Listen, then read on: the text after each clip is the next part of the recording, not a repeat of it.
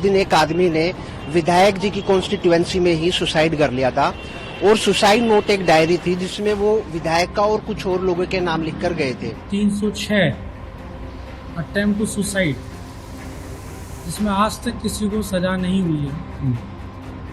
गोपाल कांडा भी विधायक रहे, उनके ऊपर तो 306 दो बार लगा।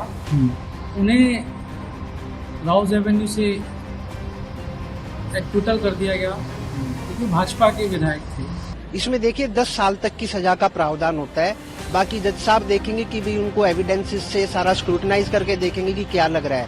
कोर्ट ने आज 4 साल इस केस में ट्रायल चलाने के बाद 306 अटेम्प्ट टू सुसाइड, जिसमें आज तक किसी को सजा नहीं हुई है। गोपाल कांडा भी विधायक रहे, उनके ऊपर तो 306 दो बार लगा। उन्हें राउज एवेन्यू से एक्विटल कर दिया गया क्योंकि भाजपा के विधायक थे। हमारी समस्या ये है कि आम आदमी पार्टी से मैं 3 बार का विधायक चुना और आज मैं अगर भाजपा ज्वाइन कर लेता तो शायद मैं भी बरी हो जाता।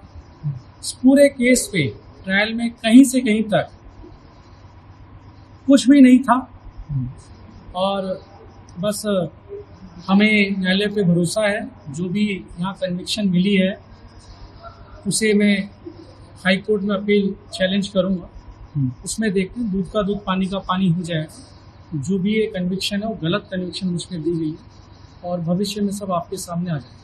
ये अप्रैल 2020 की बात है जब एक एफआईआर होती है। उस दिन एक आदमी ने विधायक जी की कॉन्स्टिट्यूएंसी में ही सुसाइड कर लिया था और सुसाइड नोट एक डायरी थी जिसमें वो विधायक का और कुछ और लोगों के नाम लिख कर गए थे और उसमें बेसिकली उन्होंने कहा था कि भी मैं पानी के टैंकर चलाता हूं और उसमें विधायक और उनके लोग जो हैं बार बार उस प्रक्रिया में आनाकानी करते हैं, कभी टैंकर हटा देते हैं और हमसे पैसों की डिमांड करते हैं।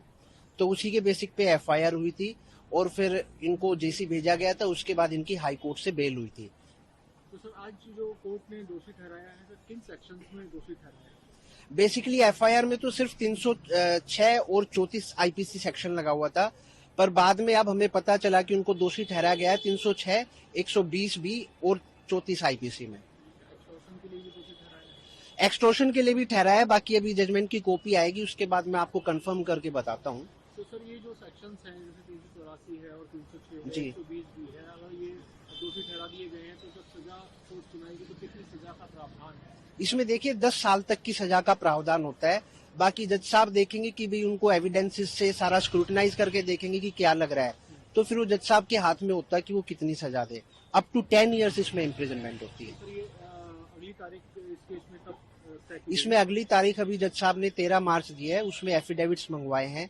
ऑनरेबल हाई कोर्ट की डायरेक्शन है कि भाई जब किसी को दोषी करार कर दिया जाए तो उनके एफिडेविट वगैरह उनसे मंगाओ, एसेट्स वगैरह क्या है, ताकि कॉम्पनसेशन पार्ट जो है उसको फिर उसी के अकॉर्डिंग डिसाइड करा जाता है।